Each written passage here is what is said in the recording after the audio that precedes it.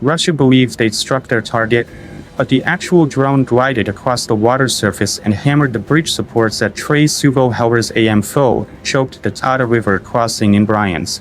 Below the calm surface, 30 chain TM-62 anti-tank mines, each costing under $300, lay concealed beneath steel trusses rigged for remote triggering. Moments afterward, Russian ammunition carriers and fuel trucks rolled in, completely unaware of the trap waiting ahead. But this was more than just an ambush. Ukraine had prepared a killing field. FPV drones costing under $4,000 apiece identified targets while robotic scouts marked vehicles. Then the strike came. A Javelin missile worth $200,000 set off the chain reaction, transforming the bridge into a 20-foot wide inferno and a graveyard for Russian logistics. Stay until the final moment to witness the complete story. Remember to like and subscribe for the next chapter. After the pre-dawn calm was broken by Ukrainian drones, the actual pursuit commenced. Thermal reconnaissance UAVs flying low, each priced at approximately $60,000, scanned the Tata River Bridge and surrounding areas, charting every concealed TM-62 mine, hidden MG3 machine gun position, and jamming vehicle nestled under fallen tree lines. Their thermal readings flickered on displays like countdown timers. Through the mist and vegetation, Ukraine's reconnaissance units spotted a crucial rotation pattern. Russian sentries changed shifts every 15 minutes, creating a 4-minute silent gap on the western shoreline. Into this gap moved a mine-laying robot roughly microwave-sized, costing less than $10,000. It crawled across the mudflats from the opposite bank, invisible beneath the reed cover. Upon reaching position, it set directional explosives at the bridge's foundation directly above the primary mine cluster to initiate a cascading detonation once the trap was sprung. At the same time, 2 Ukrainian Blavom-M electronic warfare vehicles, each valued above $1 million, positioned themselves behind the trailing. Their 500 MHz jamming pulses disabled Russian early warning systems throughout a 4-mile radius, eliminating their surveillance capabilities. To complete the encirclement, a Stubnipi anti-tank guided missile system priced around $35,000 was positioned in an abandoned boathouse. Its crew monitored thermal profiles of passing fuel convoys awaiting orders. This went beyond surveillance. It was choreography designed for destruction. The battlefield had been reconfigured, every section saturated with intention. How's everyone doing today? Share your thoughts so we can lift each other up. Comment 1 if you're doing okay, 2 if you're feeling powerful, 3 if you want to talk about something. From the eastern tree line near the bridge, an FPV decoy drone valued below $4,000 launched into open airspace, broadcasting a purposely loud signal profile. The sole purpose was to bait. Immediately, Russian detection systems activated and their electronic warfare units acquired the target. The bridge's automated jamming network switched to high-frequency mode, lighting up exactly as anticipated. Believing they detected a genuine threat, Russian troops opened fire with MG3 machine guns, each gun priced above $5,000. A Zu-23 anti-aircraft weapon deployed as reinforcement added to the barrage, shredding through reeds and water vapor. The decoy went down in a cloud of smoke, but its objective was already accomplished. Electronic chaos maintained the EW field at full power, accidentally keeping the bridge passage status open. It compromised the very security system it was designed to protect. Meanwhile, from the southern approach, just 6 feet over the water surface, an actual assault drone, an enhanced Vampire FPV carrying 1.8 kilograms of plastic explosive, slipped through the chaos. Its construction cost less than $7,000.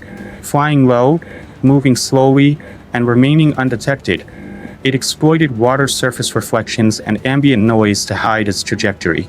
It had backup. Following close was a Ghost Bug Scout micro drone with AI thermal tracking, costing approximately $15,000. Its mission, providing real-time visual and heat data, verifying gunner locations and coverage gaps. While Russian gunners thought they'd won, the Vampire completed its final run. It veered sharply, adjusted for crosswind gusts, then accelerated beneath the safety rails. Detonation in 3 seconds. The mine explosives under the bridge activated as the blast triggered those positions strategically earlier by submersible robots. In under 9 seconds, the complete deception mission had reversed the situation. This wasn't mere misdirection.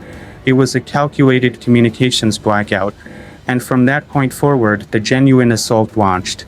Before things escalate further, drop your location and subscribe to stay informed on critical war developments. Under the steel framework of the Tata River Bridge, the Vampire drone maintained its trajectory, silent, stable, and moments from contact. The disorder above had fulfilled its function. Russian jammers remained operational, detection systems remained blinded, and MG3 operators remained focused eastward, oblivious that the actual danger was already underneath their position. At exactly 4:43 a.m., the Vampire struck. Its plastic warhead engineered for peak pressure hit the trigger plate of the initial TM-62 anti-tank mine. What occurred next wasn't a solitary blast, but a deliberately engineered chain detonation that converted Russia's defensive track into a catastrophic self-wound. Within merely 2.7 seconds, all 30 mines exploded in quick sequence. Each contained roughly 17 pounds of TNT, and combined they released the equivalent of more than 500 pounds of concentrated explosive energy. The outcome: a shockwave that demolished the bridge's fundamental structural elements. A fireball exceeding a 15-story building, over 150 feet, shot into the sky, illuminating the fog in a blinding white-orange burst. The central girder's 2 steel sections that supported the bridge's center line were torn like tissue. The middle support column, compromised by both explosion pressure and shaped charge positioning, crashed into the river with a thunder that resonated for miles. Pieces of reinforced concrete, some exceeding 100,000 pounds, 50 tons, were hurled into the riverbed.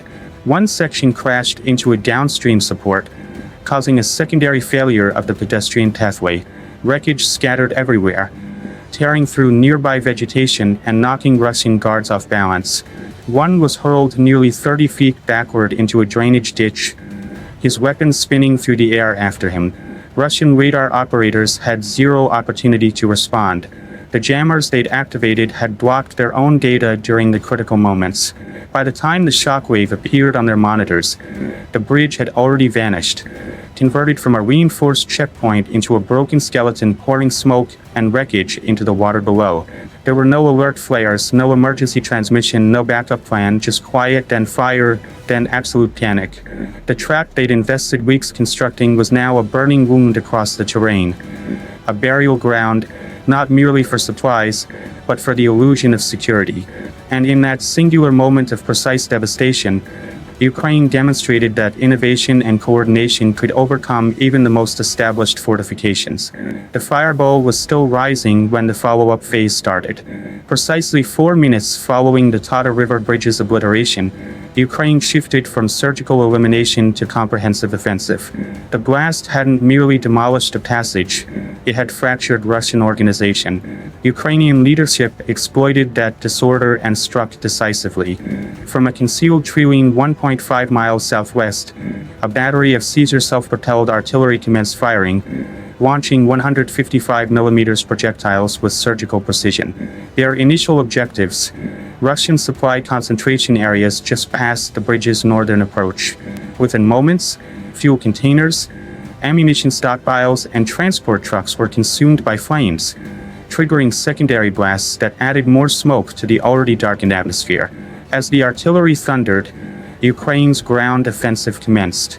2 T-84 main battle tanks advanced from hidden locations, delivering suppressive fire with their 125mm weapons. Their goal wasn't penetration, but protection. Behind them, a water-based assault force appeared. Infantry loaded into 2 armored watercraft, crossing the Tata's surface under cover of lingering smoke and trailing mist. As the craft reached the opposite shore, sniper units positioned on a southern ridge assumed their stations. Situated among brush and elevation, the shooters commanded an unobstructed view of Russian MG3 positions left scrambling following the explosion. Systematically, the Ukrainian sharpshooters eliminated surviving gunners trying to restore communications, ensuring the landing area remained quiet and secure. Then the devastating blow arrived. From nearly 7 miles behind, a HIMARS launcher elevated and released a single GMLRS missile. Its destination: a logistics facility 2 kilometers beyond the destroyed bridge previously identified by thermal reconnaissance missions. Within 45 seconds, the projectile penetrated its roof, splitting the structure and initiating a rolling explosion as stored ordnance detonated internally.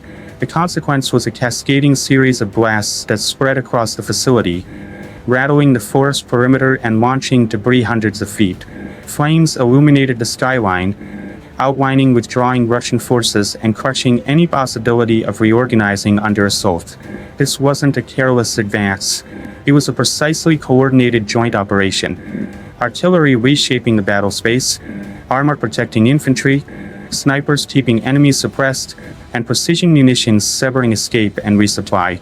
Ukraine had converted a tactical penetration into a domino effect, executing a coordinated display of firepower that left Russia not merely outgunned, but strategically defeated. As fires burned from the supply complex and Ukrainian armor advanced inland from the shoreline, Russian headquarters scrambled to counter. Within minutes, Moscow's regional leadership ordered rapid reconnaissance and counterattack. But Ukraine had predicted this and prepared its secondary trap. The initial Russian response came from overhead. An Orlan drone deployed from a nearby forward station climbed rapidly, searching for Ukrainian artillery locations and tank concentrations. But as it crossed the tree line, a recently positioned IRIS-T air defense platform rolled in by Ukraine just hours before acquired the target. One shot, one elimination. The Orlan exploded midair, scattering carbon fiber fragments before transmitting targeting intelligence. The Russians remained blind. Meanwhile, a column of Russian armored vehicles tried to find an alternate route. Their initial approach via the now demolished bridge was impossible, so they redirected to a bypass to Sef, nearly 60 miles away by road. That passage, though, wasn't built for swift military transit. Narrow rural roads saturated from recent rainfall, clogged with mud and unstable edges, slowed the column to a near stop. What the Russians were unaware of was that Ukraine had mined the backup route just hours before using remotely deployed mine-laying robots, compact four-wheel devices that planted directional charges under overgrown vegetation along the roadside. The lead BTR-82A struck one directly. The detonation overturned the vehicle laterally, blocking the remaining column and sending survivors fleeing into the woods. To amplify the disarray, Ukraine deployed a pair of USB waterborne drones downstream. These naval drones were equipped with acoustic broadcasting equipment, replicating engine vibrations and sonar signals.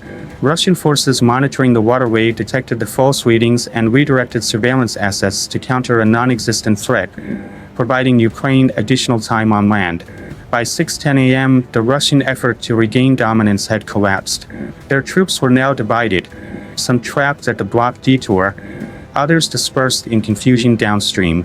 The very landscape they'd previously controlled had betrayed them, their electronic surveillance blinded, their columns obstructed, their calculations wrong, and the bridge, still ablaze, still destroyed, still impassable. What Russia planned as a counterassault became a fragmented withdrawal. Ukraine didn't simply repulse the response. They prepositioned the battlefield for it. Through jamming, deception, and automated traps, Kyiv proved once more that in contemporary warfare, the most intelligent force doesn't react. It establishes the kill zone before the first shot is fired. With the Tata River Bridge in wreckage and Russia's Sef bypass clogged by mud and demolished vehicles, their supply network collapsed. The sole remaining option, a 55mm circuit over rural pathways, was a logistical catastrophe. Bridges along the passage could barely handle 44,000 pounds vehicles, requiring columns to advance in slow, separated groups. Ukraine capitalized on the 48-hour supply interruption to attack aggressively. Utilizing temporary air superiority and constant drone surveillance, they located and eliminated 4 BM-21 Grad rocket systems near the northern combat line. Russian artillery formations, now depleted of ammunition, were compelled to reduce barrages and adopt defensive stances. Patrols diminished, activity decreased, and Ukrainian teams recorded GPS locations of isolated positions in real time. preparing the groundwork for precision subsequent attacks. From a single drone assault on a bridge, Ukraine had fractured an entire sector. The consequences were expanding, and Moscow recognized it. The demolition of the Tata River Bridge, accomplished with a single $3,800 Vampire drone, achieved more than merely a tactical success. It severed Russia's main supply corridor, forcing columns onto a vulnerable 55mm detour across muddy rural roads and weak civilian bridges. Reconstruction was projected to require 6 weeks. 6 weeks of chaos along the Bryansk-Moscow corridor. And the more profound question now emerged. If one drone could activate Russian mines to eliminate their own bridge, what rear position was genuinely secure? Ukraine had an opportunity to annihilate the retreating column, but chose not to. No assaults on medical personnel, no firing on casualties. This wasn't vengeance. It was a principled conflict. As white smoke drifted from the shattered riverbed, Ukrainian soldiers quietly carried a wounded Russian onto a medical stretcher. This victory was achieved not only with precision but with honor.